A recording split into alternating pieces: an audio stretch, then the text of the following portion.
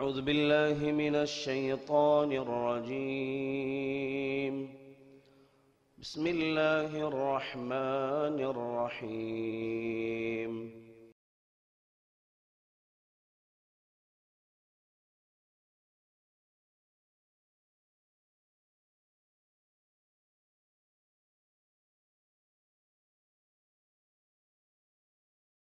السلام عليكم ورحمة الله وبركاته.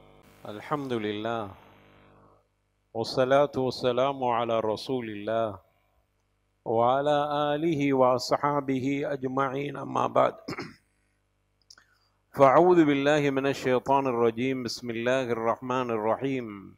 يا أيها الذين آمنوا اتقوا الله حق تقاته ولا تموتن إلا وأنتم مسلمون. رب اشرح لي صدري ويسر لي أمري واحلل عقدة من لساني يفقه قولي. اللهم صل على محمد وعلى آل محمد كما صليت على إبراهيم وعلى آل إبراهيم إنك حميد مجيد. اللهم بارك على محمد وعلى آل محمد كما باركت على إبراهيم وعلى آل إبراهيم إنك حميد مجيد. எல்லா புகழும் புகழ்ச்சியும் ஏக இறைவன் அல்லாஹ் ஒருவனுக்கே சொந்தம். சாந்தி சமாதானம் நபிகள் நாயகம் ரசூலுல்லாஹி ஸல்லல்லாஹு அலைஹி வஸல்லம் அவர்கள் மீதும், அவர்கள் உற்றார் உறவினர்கள், சஹாபா தோழர்கள், தாபிஈன்கள், தபு தாபிஈன்கள், குறிப்பாக நம் அத்துணை பேர்கள் மீதும் என்றும் நிலவட்டுமாக. அன்பான சகோதரர்களே, பெரியவர்களே, தாய்மார்களே, இன்றைய குத்பா பேருரையின் தலைப்பு லுக்மான் அலைஹி ஸலாத்து வஸ்ஸலாம் அவர்களுடைய நல்லுபதேசம்.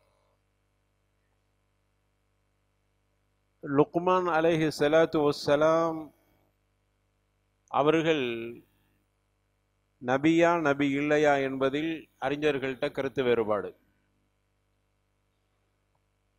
ஆனால் நபி இல்லை என்பதுதான் சரியான கருத்தாக இருக்கும். அது அல்லாம நபியாக இருக்கக்கூடியவர்கள் யாரும் அடிமையாக இருந்ததில்லை. அது ஒரு நிபந்தனை. அடிமையாக இருப்பவர் நபியாக வர முடியாது. ஆனால் லுக்மான் அலைஹி ஸலாத்து வஸ்ஸலாம் ஹபஷாவினுடைய ஒரு அடிமை. அவங்க அப்துல் மம்லூக். அவர்கள் சூடான் என்று சொல்லக்கூடிய எகிப்துக்கும் சூடானுக்கும் மத்தியில அவர்கள் வசித்தார்கள். அவர்கள் ஒரு கருத்த அடிமை என்கிற கருத்து வலிமையாக இருக்கிற காரணத்தால் அடிமையாக இருப்பவர் நபியாக வர முடியாது என்கிற அடிப்படையிலும் அவர்கள் நபி இல்லை என்பதை அறிஞர் பெருமக்கள் யோகபித்து சொல்கிறார். எனவே அப்படிப்பட்ட லுக்மான் அலைஹி ஸலாத்து வஸ்ஸலாம் அவர்களுக்கு அல்லாஹ் ஹிக்மத்தை கொடுத்தான். அவர்களுக்கு நிறைய நற்செய்திகளை அல்லாஹ் வழங்கியிருந்தான். அந்த அடிப்படையில தான் அவரை நபி என்று சிலர் வாதிடுகிறார், அல்லாஹ் புறத்திலிருந்து செய்தி வந்த காரணத்தான். ஆனாலும் அவர் நபி இல்லை என்பதுதான் சரியான ஒரு கருத்து என்பதை நாம் முதலில் பதிவு செய்து கொள்வோம். அவர்கள் ஒரு தையல் தொழிலாளராக இருந்தார். இன்னும் சிலர் சொல்றாங்க அவர் தச்சனாக வேலை பார்த்தார். எது எப்படியோ மக்களுக்கு நல்லுபதேசம் செய்யக்கூடிய நல்ல மனிதராக வாழ்ந்தார் என்பது வரலாற்றில் உறுதி செய்யப்பட்ட விஷயம். அல்லாஹ் ரப்பல் ஆலமீன் சொல்கிறான் அவரை பற்றி, வலக்கத் ஆத்தைனா லுக்மானல் ஹிக்மத. லுக்மான் அலைஹி ஸலாத்து வஸ்ஸலாம் அவர்களுக்கு நாம் ஹிக்மத்தை வழங்கியிருந்தோம். ஹிக்மத்தை கொடுத்து விட்டு அனிஷ்குர் லில்லாஹ், அல்லாஹ்வுக்கு நன்றி சொல்லும் என்று அவருக்கு சொன்னோம். சொல்லிவிட்டு நீங்க நன்றி சொன்னால் வமா யஷ்குர் ஃபஇன்னமா யஷ்குரு லிநஃப்ஸிஹி, யார் அல்லாஹ்வுக்கு நன்றி சொல்கிறாரோ அவர் தனக்குத்தான் அது நல்லதாக இருக்கிறது, அவருக்கு அது நன்மையானதாக இருக்கும். ஒமன் கஃபர், யார் அல்லாஹ்வுக்கு நன்றி சொல்ல மறுக்கிறார்களோ ஃபஇன்னல்லாஹ் கனியுன் ஹமீத், அல்லாஹ் தேவையற்றவனாகவும் புகழுக்குரியவனாகவும் இருக்கிறான். எனவே அல்லாஹ் ரெண்டு விஷயத்தை, ஒன்று ஹிக்மத்தை கொடுத்தான், அடுத்தது அல்லாஹ்வுக்கு நன்றி சொல்ல வேண்டும் என்று அல்லாஹ் கட்டளையிட்டான். இந்த இரண்டையும் நிறைவேற்றினார். ஹிக்மத் என்றால் சுருக்கமாக நாம் புரிந்து கொள்வோம், இல்மும் ஃபஹ்மும். இந்த ரெண்டும் ஒரு மனிதர்கிட்ட அல்லாஹ் கொடுக்கிறான் என்றால் அதான் ஹிக்மத். கல்வி அறிவும் எந்த அளவுக்கு அறிவு இருக்கிறதோ அந்த அளவுக்கு பிறருக்கு விளக்கமாக எடுத்து சொல்லக்கூடிய ஆற்றலும், இந்த ரெண்டும் இருந்தால் அதான் ஹிக்மத். சில பேருக்கு கல்வி இருக்கும், ஆனால் எடுத்து சொல்வதற்குண்டான அந்த ஃபஹ்ம் இருக்காது. அவர் புரிந்திருப்பார், தஃபீம் இல்லாமல் இருப்பார், அவரால் விளக்கி சொல்ல முடியாது. ஆனால் லுக்மான் அல்லாஹ் கொடுத்த இல்ம் ஹிக்மத், அதை அவர் தெளிவாக புரிந்தார், பிறருக்கு எடுத்து சொல்றதிலும் தெளிவாக இருந்தார். இப்படிப்பட்ட ஹிக்மத் ஒரு மனிதனுக்கு கொடுக்கப்பட்டு விட்டால் அது மிகப்பெரிய நிஅமத்து கொடுக்கப்பட்டது. அல்லாஹ் ரப்பல் ஆலமீன் சொல்கிறான், யூத்தில் ஹிக்மத மன் யஷா வ மன் யூத்தில் ஹிக்மத ஃபக்கத் ஊதிய கைரன் கஸீரா. அல்லாஹ் நாடியவர்களுக்கு அவனுடைய ஹிக்மத்தை கொடுக்கிறான். யாருக்கு அல்லாஹ் அவனுடைய ஹிக்மத்தை கொடுத்து விட்டால் ஃபக்கத் ஊதிய கைரன் கஸீரா, ஏராளமான நன்மையை பெற்றிருக்கிறார், நன்மையை கொடுத்திருக்கிறான் அர்த்தம். அப்போ லுக்மான் அலைஹிஸ்ஸலாத்து வஸ்ஸலாம் ஏராளமான நன்மை பெற்றவராக இருக்கிறார் என்பதை அல்லாஹ் இந்த இடத்தில் நிரூபிக்கிறான். எனவே அல்லாஹ் புறத்திலிருந்து ஏற்றுக்கொண்ட ஹிக்மத்தை, அந்த இல்மை தன்னுடைய பிள்ளைகளுக்கு சொன்னார். குறிப்பாக தனது மகனுக்கு உபதேசம் செய்தார். ஒரு 10 வகையான உபதேசத்தை குர்ஆன் சொல்லுகிறது. ஒன்று, ஏகத்துவத்தில் சரியாக இருக்க வேண்டும், ஷிர்க் செய்து விடாதே. இரண்டாவதாக, இறைவன் உன்னை கண்காணித்துக் கொண்டிருக்கிறான் என்ற அச்சத்தில் வாழ்ந்து கொள். மூன்றாவதாக, பெற்றோர்களுக்கு கட்டுப்பட்டு நட. நாலாவதாக, தொழுகையை நிறைவேற்று. ஐந்தாவதாக, நன்மை ஏவி தீமையை தடு. ஆறாவதாக, நற்பண்போடு இருந்து கொள். ஏழாவதாக, பெருமை அடிக்காதே. எட்டாவதாக, நடையில் நீதமாக நடந்து கொள். ஒன்பதாவதாக, உன்னுடைய சப்தத்தை தாழ்த்தி கொள். பத்தாவதாக, உனக்கு சோதனை ஏற்படுகிற பொழுது பொறுமையாக இருந்து கொள். இந்த 10 உபதேசத்தையும் தனது பிள்ளைக்கு அவர்கள் உபதேசம் செய்தார்கள். லுக்மான் அலைஹிஸ்ஸலாத்து வஸ்ஸலாம் முதல் உபதேசமாக அவர்கள் தன்னுடைய மகனுக்கு செய்த உபதேசம், ஷிர்கின் பக்கம் சென்று விடாதே, ஏகத்துவத்தில் இருந்து கொள். அல்லாஹ் குர்ஆன்ல சொல்றான், சூரத்து லுக்மான் 31வது அத்தியாயம் 13வது வசனம், وَإِذْ قَالَ لُقْمَانُ لِابْنِهِ وَهُوَ يَعِظُهُ يَا بُنَيَّ لَا تُشْرِكْ بِاللَّهِ إِنَّ الشِّرْكَ لَظُلْمٌ عَظِيمٌ. லுக்மான் தனது மகனுக்கு சொல்லியதை நினைத்து பாருங்கள். وَهُوَ يَعِظُهُ, தன்னுடைய மகனுக்கு அவர் உபதேசம் செய்தார். யா புனைய, எனது அருமை மகனே, லா துஷ்ரிக் பில்லாஹ், அல்லாஹ்வுக்கு இணை கற்பிக்காதே. இன்ன ஷிர்க, நிச்சயமாக இணை கற்பித்தல், லظுல்முன் அதீம், அது மிகப்பெரிய அநீதம் என்று சொன்னார். இந்த வசனத்தை நாம் விளக்கமாக பார்க்கிற பொழுது உபதேசத்தின் முக்கியத்துவம், ஒரு தந்தை தன்னுடைய பிள்ளைக்கு செய்கிற பொழுது, உபதேசம் செய்கிற பொழுது, பெரிய சொத்தை கொடுப்பதை விட நல்லுபதேசம் சிறந்தது. நம்முடைய பிள்ளைகளுக்கு சொத்தை எழுதி வைத்துட்டு போவதை விட நல்லுபதேசங்களை அதிகம் செய்யுங்கள். லுக்மான் தனது மகனுக்கு அதை செய்தார். தன்னுடைய பிள்ளைகளுக்கு ஒவ்வொரு பெற்றோர்களும் உபதேசம் செய்வது அது இபாதத்தாக கருதப்படுகிறது.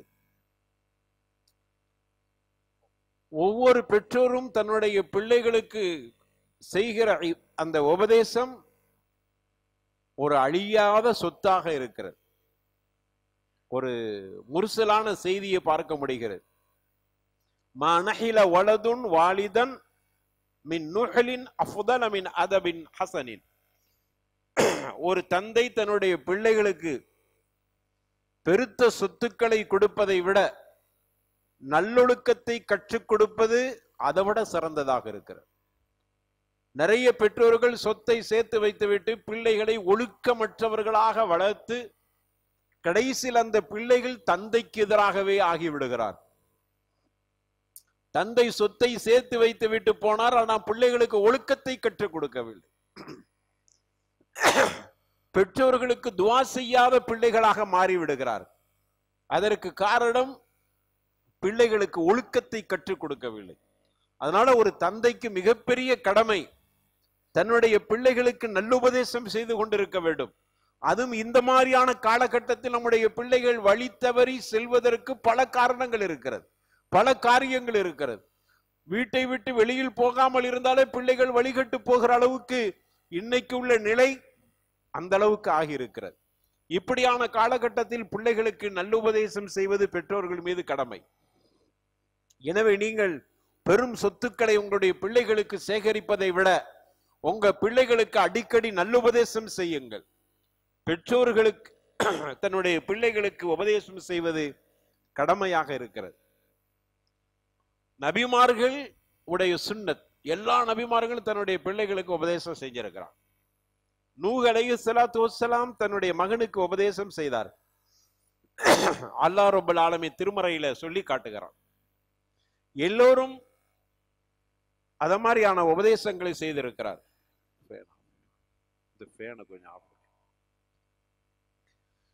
எனவே உபதேசம் என்பது ரொம்ப முக்கியமானது.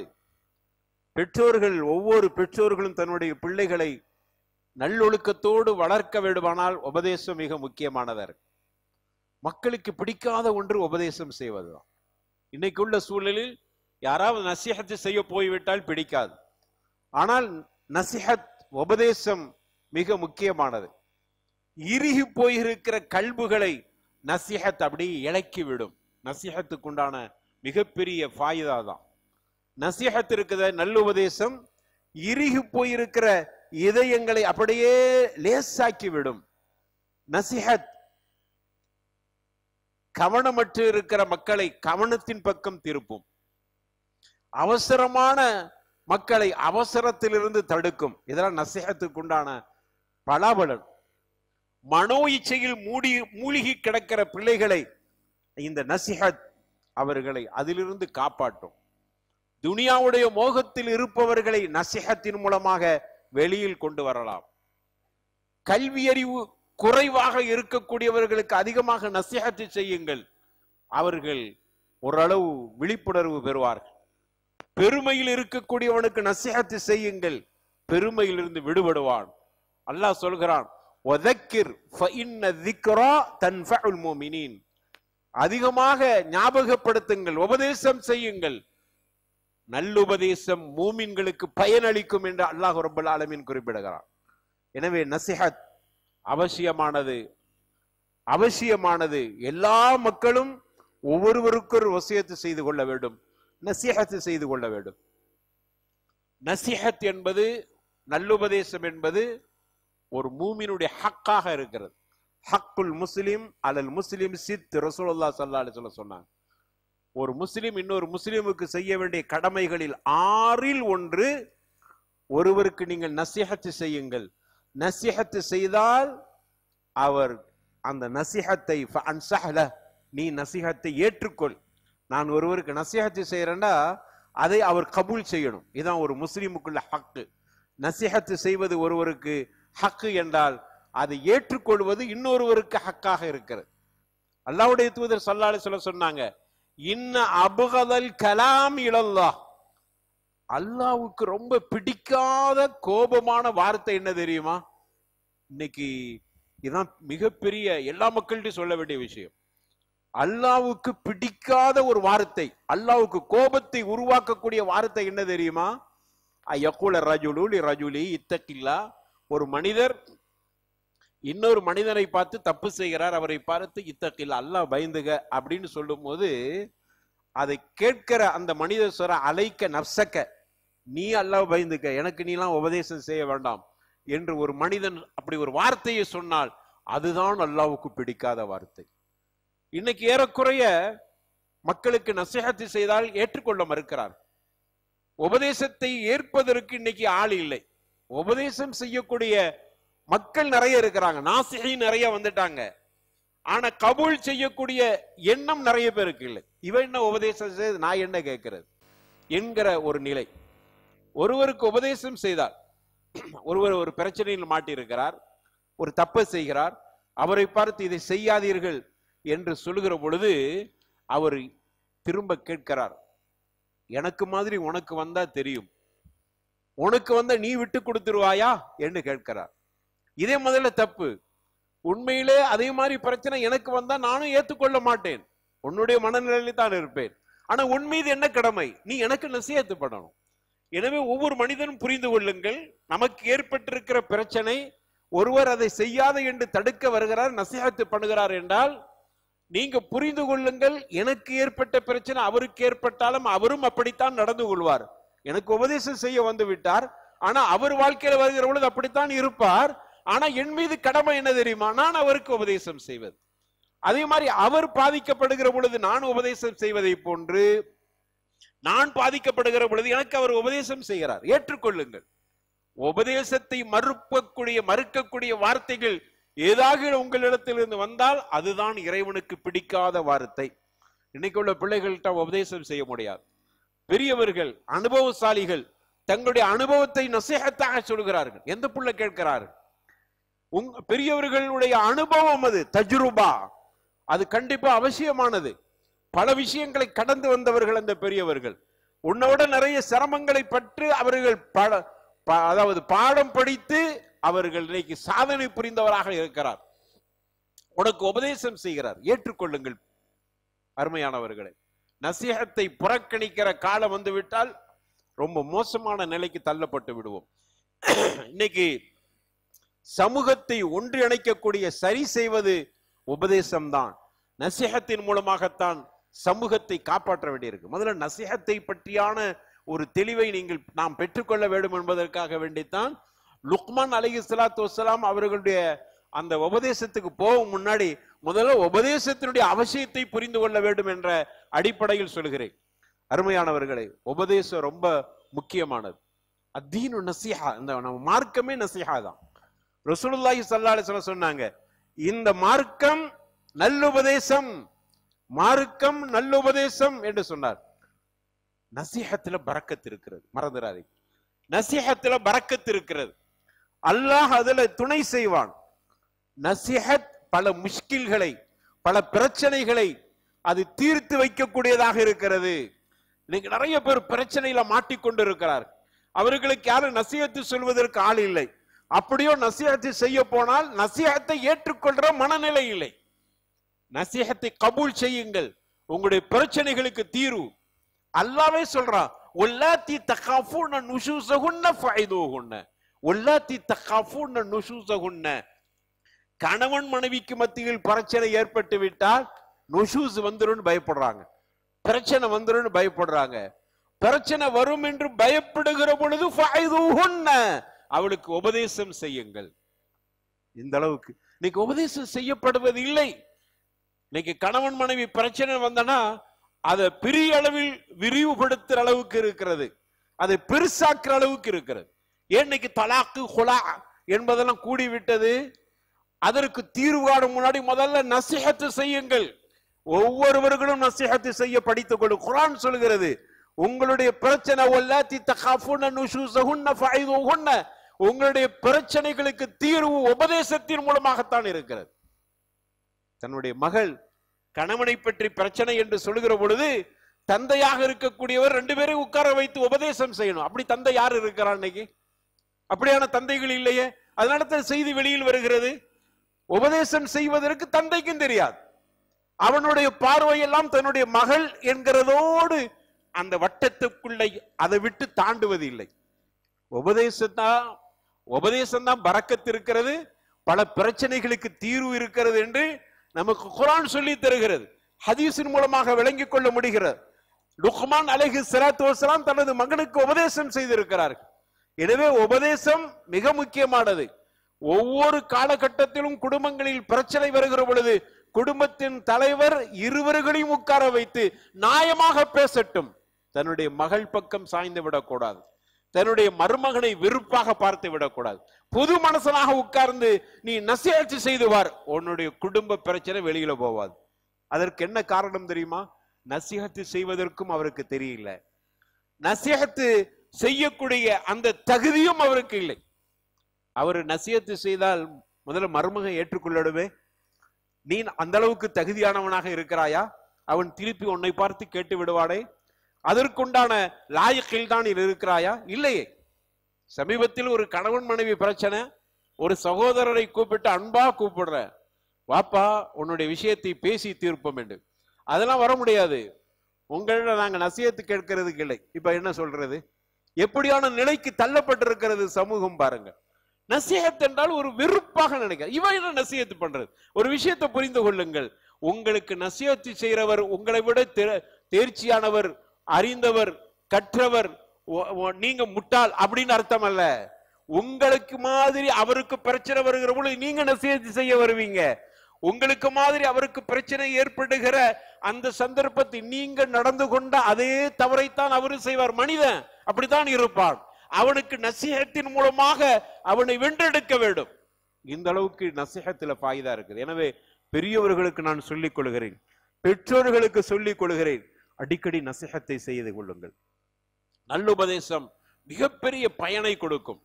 உங்களுடைய பிள்ளை பொதுவாக குடும்ப வாழ்க்கையை பற்றி அல்லாஹ் சொல்லுகிற பொழுது அல்லாஹ்வே தீர்வு சொல்லி தருகிறான். குடும்பம்ங்கிறது பிரச்சனை ஏற்படும், அல்லாஹ்வே சொல்றான், ஒல்லாத்தி தகாஃபுன நுஷூஸஹுன்னங்கறான். பிரச்சனை ஏற்படும், குடும்பத்துல பிரச்சனையே ஏற்படாது என்பதெல்லாம் இல்லை, பிரச்சனை ஏற்படும். அதுக்கு இலாஜ் என்ன, தீர்வு என்ன? அல்லாஹ்வே சொல்றான், உபதேசம் செய்யுங்கள். எனக்காவது செஞ்சோமா? நம்ம மகள் பக்கம் இருந்திருப்போம், அல்லது அந்த பெண்ணுடைய கணவனுடைய தந்தையாக இருந்தால் அவருடைய மகன் பக்கம் இருந்திருப்பார். மகள் பக்கம் மகன் பக்கம். எப்படி பிரச்சனைக்கு தீர்வு வரும்? உபதேசம் செய்யுங்கள். நல்ல உபதேசம் பெரிய பிரச்சனை தீர்த்து விடும். குடும்பமான வெளியில போவதேடு கவலைப்படுறியே, முதல்ல உனக்கு உபதேசம் செய்ய தெரியவில்லையே. நீ உபதேசம் செஞ்சாயா உன்னுடைய பிள்ளையும் மருமகனையும் கூப்பிட்டு உட்கார வைத்து, என்னடப்பா இப்படி இருக்கிறீங்க, உனக்கு என்ன, என் மகன் என்ன செய்தால், மகன் பார்க்காதீங்க. அவ பக்கம் அநீதம் இருந்தால் தட்டி கேளுங்கள், அவனுக்கு முன்னாடி அவளை திருத்துங்கள்.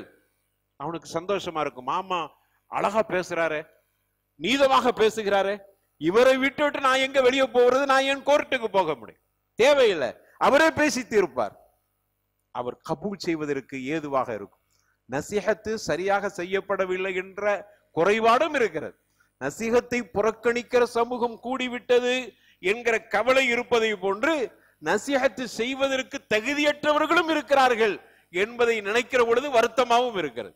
ரெண்டையும் சரி செய்து கொள்ள வேண்டும். எனவே நசீஹத் என்பது இஸ்லாத்தில் அத்தீனு நசீஹா, அத்தீனு நசீஹா, அத்தீனு நசீஹா. புகாரியுடைய ஹதீஸ், ரசூலுல்லாஹ் 3 தடவை அதை வலியுறுத்தி அழுத்தம் திருத்தமா சொல்றாங்க. இந்த மார்க்கம் நல்லுபதேசம், இந்த மார்க்கம் நல்லுபதேசம், இந்த மார்க்கம் நல்லுபதேசம். உங்க பிள்ளை உங்க சொல்லை கேட்கவில்லைன்னா அருமையான பெற்றோர்களை பிள்ளைய உட்கார வைத்து நீங்க முதல்ல நசீஹத் பண்ணுங்க. அதை எடுத்துட்டு போய் அவனுடைய குற்றத்தை பிறரிடத்தில் சொல்லாதீங்க. இன்னைக்கு நம்மகிட்ட உள்ள குறைபாடு, அவனுடைய குற்றங்களெல்லாம் எடுத்துட்டு போய் ஆசிரியர்கிட்ட சொல்றது, அல்லது வேற யார்கிட்டயாவது சொல்லி பிள்ளைக்கு நசீஹத் பண்ணுங்க. நீங்க முதல்ல அமர்ந்து நசீஹத் பண்ணுங்க. நசீஹத் பண்ணுவதற்கு முன்னால் உங்களை சரி செய்து கொள்ளுங்கள், இஸ்லாஹ் பண்ணி கொள்ளுங்கள். அப்ப நசீஹத் ரொம்ப முக்கியமானது. நம்முடைய பிள்ளைகள் இன்னைக்கு தரங்கெட்டு போவதற்கு காரணம் பெற்றோர்களே காரணமாக இருக்கிறார். பிள்ளைகளுக்கு என்னைக்கா உபதேசம் செஞ்சீங்களா? லுக்மான் அலைஹிஸ்ஸலாத்து வஸ்ஸலாம் உபதேசம் செய்திருக்கிறார்களே. எனவே உபதேசம் ரொம்ப முக்கியமானது. அதே மாதிரி அருமையானவர்களே, குர்ஆன் முழுக்க மின் அவ்வலிஹி இலா ஆகிரிஹி மினல் பக்ரா இலா அன்னாஸ், குர்ஆனை பிரட்டி பாருங்க, எல்லாமே மௌஇதா, அவ்வளவு உபதேசம் தான். குர்ஆன் அனைத்து ஆரம்பத்திலிருந்து கடைசி வரைக்கும் குர்ஆன் உபதேசம். அல்லாஹ் சொல்றான், யா அய்யுஹன்னாஸ், மக்களே, கத் ஜாஅத்துக்கும் மௌஇதத்தும் மிர் ரப்பிக்கும், உங்களுடைய இறைவன் புறத்திலிருந்து உங்களுக்கு நல்லுபதேசம் வந்திருக்கிறது. குர்ஆனை பற்றி அல்லாஹ் சொல்கிறான். உபதேசம் ரொம்ப முக்கியமான, குர்ஆனே உபதேசம் தான். நன்மை ஏவி தீமையை தடுத்தல் என்று சொல்கிறதெல்லாம் உபதேசம். அதை நாம் புரிந்து கொள்ள வேண்டும். எனவே நசீஹத் என்றால் வெறுப்படைகிறோம். எல்லா கட்டத்திலும் ரசூலுல்லாஹி ஸல்லல்லாஹு அலைஹி வஸல்லம் நசிஹத் பண்ணியிருக்கிறான். நம்ம நிக்காஹ் நேரத்துல ஹுத்பா பண்றோமே, அதுக்கு ஏதாவது ஹதீஸ்ல ஆதாரம் இருக்குதா? இல்ல. ஹுத்பா செய்யுங்கள், நிக்காஹுக்கு ஹுத்பா பண்ணுங்கன்னு தனிப்பட்ட முறையில எந்த ஆதாரமும் இல்லை. எதை வைத்து நாம செய்கிறோம்? ரசூலுல்லாஹி ஸல்லல்லாஹு அலைஹி வஸல்லம் அவர்கள் ஒரு கூட்டம் ஒரு விஷயம் ஆரம்பிக்கும் போது நசிஹத் பண்ணுவாங்க அப்படின்னு பொதுவான செய்தி இருக்கிறது. அப்போ அந்த அடிப்படையில் தான் இந்த நேரத்தில் நசிஹத் செய்வது வலியுறுத்தப்பட்டிருக்கிறது என்கிற அடிப்படையில் தான் நம்ம ஹுத்பா பண்றோம். எனவே ரசூலுல்லாஹி ஸல்லல்லாஹு அலைஹி வஸல்லம் எந்த விஷயமா இருந்தாலும் கண்டிப்பா உபதேசம் செய்வார், நசிஹத் செய்வார். ஒரு பிரயாணமாகறாங்க தோழர்கள் என்றால் கூப்பிட்டு உட்கார வச்சு நசிஹத், ஒரு நிக்காஹ் நசிஹத், ஒரு நல்ல விஷயம் நசிஹத், ஒரு துக்க விஷயம் நசிஹத். அதனாலதான் பரக்கத், அந்த சமூகம் பரக்கத்துள்ள சமூகமாக இருந்தது. அந்த முஜ்தமா என்று சொல்வார்களே, அந்த ஒரு பெரும் ஜமாஅத், ஒரு ஒருங்கிணைப்பு, அது வலிமையாக இருந்தது, பரக்கத் பொருந்தியதாக. நம்ம கிட்டையும் ஒருங்கிணைப்பு சரியா இல்லை, நசிஹத்து பண்ணுவதற்கு ஆள் இல்லை, நசிஹத்து செய்யக்கூடியவர்களும் சரியானவர்களாக இல்லை. ஒரு விஷயத்தை புரிஞ்சுக்கிறோம், நசிஹத்து செய்யக்கூடியவங்க ரெண்டு விஷயத்தை கவனத்தில் வைத்துக் கொள்ள. நான் இன்னைக்கு நசிஹத்து செய்யறேன்டா ரெண்டு விஷயம் என்கிட்ட ஷரத். ஒன்று இஹ்லாஸ், அல்லாஹ்வுக்காக வேண்டி செய்கிறேன். இரண்டாவது அந்த நசிஹத்து முதல்ல எனக்கு இருக்க வேண்டும். இப்படி அடிப்படையில் நசிஹத்து செய்ய வேண்டும். பிறரை குறை காண வேண்டும் என்கிற எண்ணத்தில் நசிஹத்து இருக்கக்கூடாது, அதுல எந்த ஃபாயிதாவும் இல்லை. அடுத்தவளை கேவலப்படுத்துதல் என்கிற அடிப்படையில் நசிஹத்து இருக்கக்கூடாது. அதனால தான் நிறைய நேரங்களில் நம்முடைய நசிஹத்து பயனளிக்காம போய் விடுகிறது. நம்முடைய இஹ்லாஸ்ல ஏற்பட்ட கோளாறு, நம்முடைய சிந்தனையில் ஏற்பட்ட கோளாறு. அருமையானவர்களை, நசிஹத்து செய்யும் பொழுது ரகீக், ரொம்ப மிருதுவாக நடந்து கொள்ள வேண்டும். இஃப்அல் லா தஃஅல், இப்படியே சொல்றாங்க உலமாக்கள். இஃப்அல் லா தஃஅல், இதை செய் இதை செய்யாதே என்று இருக்கக்கூடாது. உன்னுடைய துணி அப்படி இருக்கக்கூடாது, அதுல இலகிய தன்மை இருக்க வேண்டும். அதற்கு லுக்மான் அலைஹி ஸலாத்து வஸ்ஸலாம் அவர்களுடைய நசிஹத்தில் அதை பார்க்க முடிந்தது. அடுத்தது அருமையானவர்களே, நசிஹத் ரொம்பவும் முக்கியமானது. அந்த அடிப்படையில லுக்மான் அலைஹி ஸலாத்து வஸ்ஸலாம் தன்னுடைய மகனுக்கு நசிஹத்து செய்யறாங்க. எனவே நாம் இதிலிருந்து பெற வேண்டிய பாடம், அனைவர்களும் நசிஹத்து செய்யக்கூடியவர்களாகவும், நசிஹத்து செய்யப்பட்டால் அதை கபூல் செய்யக்கூடிய மனநிலையும் ஏற்படுத்தி கொள்ளும். யாரு பெரியவங்க சொல்றாங்கன்னா என்னோட பெரிய விஷயம் தெரிஞ்சவரா அப்படின்னு நினைக்காத. அவர்கிட்ட உங்களை விட ஏதாகிலும் ஒரு விஷயம் அவருக்கு தெரிந்தவராக இருப்பார், அதுக்கு கட்டுப்படுங்க. ஒரு ஆலிமுக்கு ஒரு ஆலிம் அல்லாவது நசிஹத்து செய்ய வர்றாருன்னா அந்த ஆலிம் தப்பா நினைச்சுக்கிற கூடாது. எனக்கு கல்வி என்கிட்ட இருக்கலாம், ஆனால் அவர்கிட்ட அனுபவம் இருக்கலாம். எனவே அனுபவ ரீதியாக அவருடைய நசிஹத்தை நான் ஏற்றுக்கொள்ள வேண்டும். இப்படி மனநிலை வரணும் நமக்கு. நசிஹத்தை எல்லாரும் நசிஹத்து செய்யக்கூடியவங்களா மட்டும் இல்ல, எல்லாரும் அவங்கவுங்களுக்கு பிரச்சனை வரும்போது மற்றவர்கள் நசிஹத்து செய்யும் போது ஏற்றுக்கொள்ற மனநிலையும் ஏற்படுத்தி கொள்ள வேண்டும். இப்படி ஒரு நிலையை நமக்கு மத்தியில உருவாக வேண்டும் என்பது லுக்மான் அலைஹி ஸலாத்து வஸ்ஸலாம் அவர்களுடைய வரலாற்றில் நமக்கு உள்ள பெரிய பாடமாக இருக்கு. அடுத்து அவங்க எப்படி உபதேசம் செஞ்சாங்க அப்படிங்கிறத அடுத்த குத்பாவில் பார்ப்போம். வாஹிர் தஅவானா அல்ஹம்துலில்லாஹி ரப்பில் ஆலமீன். அல்ஹம்துலில்லாஹ் வஸ்ஸலாத்து வஸ்ஸலாமு அலா ரசூலில்லாஹ் வ அலா ஆலிஹி வ ஸஹ்பிஹி அஜ்மஈன், அம்மா பஅத். அன்பான சகோதரர்களே, நசிஹத்து செய்யக்கூடியவங்களுக்கு கடைபிடிக்க வேண்டிய அம்சம் லுக்மான் அலைஹி ஸலாத்து வஸ்ஸலாம் அதற்கு மிகப்பெரிய பாடமாக இருக்கிறார். தன்னுடைய பிள்ளைக்கு அவங்க நசிஹத்து செய்யும்போது எப்படி செய்யறா பாருங்க. யா புனைய என்று சொல்றான். அரபுல தன்னுடைய மகனை அழைப்பதற்கு எத்தனையோ வார்த்தை இருக்குது. இபினி என்று அழைக்கலாம், எனது அருமை மகனே என்று அழைக்கலாம், அல்லது ஃபிலான் இன்ன அவனுடைய பெயரை சொல்லி அழைக்கலாம். அதையெல்லாம் விட்டுட்டு யா புனைய அப்படிங்கிற வார்த்தையை சொல்றார். அரபு இலக்கணத்துல சொல்லுவாங்க, புனைய என்பது தஸ்கீர் அப்படிம்பாங்க. சர்ஃபோடு தொடர்புடைய அறிஞர்களுக்கு தெரியும். புனைய என்பது சிறிய குட்டி பிள்ளையேன்னு அர்த்தம். அவரு பெரிய ஆளா இருப்பாரு, அவரு போய் புனைய குட்டி பிள்ளை அப்படின்னு அர்த்தத்தில் இல்லை. அது உண்மையில அதான் அர்த்தமா இருந்தாலும் தஸ்கீர் இல்ல, இது தர்கீக் என்பதை புரிந்து கொள்ள வேண்டும். இது அந்த இலகிய முஹப்பத்துக்குரிய வார்த்தை. எப்படி சொல்றாங்க பாருங்க. யா புனையா என்றால் எனது குட்டி மகனேன்னு அர்த்தம் அல்ல, எனது அருமை மகனே என்ற அர்த்தம். அது அன்பையும் பாசத்தையும் நேசத்தையும் கலந்து சொல்கிற ஒரு வார்த்தை. யா புனைய என்ற அர்த்தம். இல்லாட்டா இபினின்னு சொல்லிட்டு போயிருக்கலாம், எனது மகனேன்னு சொல்லிட்டு போயிருக்கலாம். எனது அருமை மகனே என்கிற அர்த்தத்தை கொடுக்கிறது. அது மட்டுமல்ல, முஹப்பத்துக்குரிய அடையாளம் அது. அது மட்டுமல்ல, யா புனைய என்று சொல்வதில் உள்ள 1000 அர்த்தங்கள். அது ஒன்று, மக்கானத்தில் இபின் மினல் அபு, தந்தை தன்னுடைய மகனை உயர்ந்த இடத்தில் வைத்திருக்கிறார். அதுக்கு மக்கான கொடுத்திருக்கிறார் அர்த்தம். யாபுனையால என்ன அர்த்தம் இருக்கிறது என்றால், அருமை மகனே என்றால் மகனை தன்னுடைய தந்தை உயர்ந்த இடத்தில் வைத்திருக்கிறார் என்கிற அர்த்தத்தை கொடுக்கிற ஒரு வார்த்தை. உபதேசம் செய்ய போறாங்க, எனது மகனேன்னு சொல்லிட்டு போயிருக்கலாம். யாபுனைய, எனது அருமை மகனை என்று சொல்லுவதன் மூலமாக அந்த லுக்மான் அலைஹிஸ்ஸலாத்து வஸ்ஸலாம் தன்னுடைய மகனை உயர்ந்த இடத்தில் வைத்து பேசுகிறார். இப்படித்தான் நம்முடைய உபதேசம் இருக்க வேண்டும்.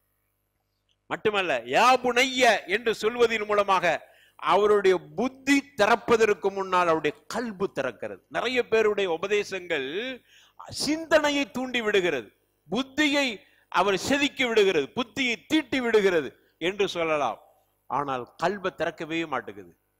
ஆனா யா புனைய என்கிற வார்த்தை கல்பை திறக்கிறது, புத்தியை திறப்பதற்கு முன்னால். அறிஞர்கள் சொல்றாங்க, ஒரு அற்புதமான ஒரு வார்த்தையை லுக்மான், நீங்க பாருங்க குர்ஆன்ல நபிமார்களும் தன்னுடைய பிள்ளைகளை பற்றி சொல்லும் போது யா புனை அப்படிங்கிற வார்த்தையை தான் சொல்லியிருப்பாங்க. ஏனென்றால் அந்த வார்த்தைக்கு அவ்வளவு வலிமை இருக்கிறது. அப்படித்தான் நம்முடைய நசீஹத் இருக்க வேண்டும். எனது அருமை மகனே, அவனுடைய கல்பை முதல்ல திறங்க. கல்பை திறந்துட்டா நீங்க கல்பல போடுறது அப்படி ஆழமா பதிந்து கொள்ளும். தன்னுடைய தந்தை பேசிய உபதேசம் தந்தை மரணத்திற்கு பிறகு கடைசி வரைக்கும் அவரை மறக்க மாட்டார். அவர் கபருக்கு போற வரைக்கும் மறக்க மாட்டார். அந்த அளவுக்கு உண்டான அவருடைய நசீஹத்தினுடைய அந்த ஆழம் யா புனைய என்கிற வார்த்தையில் இருக்கிறது. எனவே நசீஹத்தை கபூல் செய்கிற வார்த்தை தான் யா புனைய என்கிற வார்த்தை. அதை லுக்மான் அலைஹிஸ்ஸலாத்து வஸ்ஸலாம் பயன்படுத்தினார். பயன்படுத்தி ஒரு ரிக்கா, ஒரு அன்பை, ஒரு மிருதுவை, ஒரு லுத்ஃபை, ஒரு பணிவை, ஒரு மக்கானத்தை, உயர்ந்த இடத்தை தன்னுடைய மகனுக்கு கொடுத்து அவங்க அடுத்து சொன்ன வார்த்தை பாருங்க. இவ்வளவு தூரத்துக்கு சொல்லிட்டு அடுத்து உபதேசம் செய்கிறார். யா புனைய என்று அழைத்து மகனுக்கு உபதேசம் செய்கிறார். எதை உபதேசம் செய்தார் தெரியுமா? முதல் விஷயம், ஏகத்துவத்தை நம்முடைய பிள்ளைகளுக்கு படித்து கொடுக்க வேண்டும். லுக்மான் அலைஹிஸ்ஸலாத்து வஸ்ஸலாம் அதை வலியுறுத்துகிறார். அதைத்தான் சொல்லுகிறார்கள், லுக்மான் அலைஹிஸ்ஸலாத்து வஸ்ஸலாம் தனது மகனை ஷிர்கின் பக்கம் போயிடாத. நமக்கு இங்க ஒரு கேள்வி வருகிறது, அப்படியானால் அவர் ஷிர்கில இருந்தாரா என்கிற கேள்வி வருகிறது. இந்த கேள்விக்கெல்லாம் விடையை இன்ஷா அல்லாஹ் வரக்கூடிய வாரங்கள்ல இதனுடைய தொடரை நாம் பார்ப்போம். ஹிருதவானா அனில் அல்ஹம்துலில்லாஹி ரப்பில் ஆலமீன் வலதிக்ருல்லாஹி அக்பர் வல்லாஹு யஅலமு மா தஸ்னஊன்.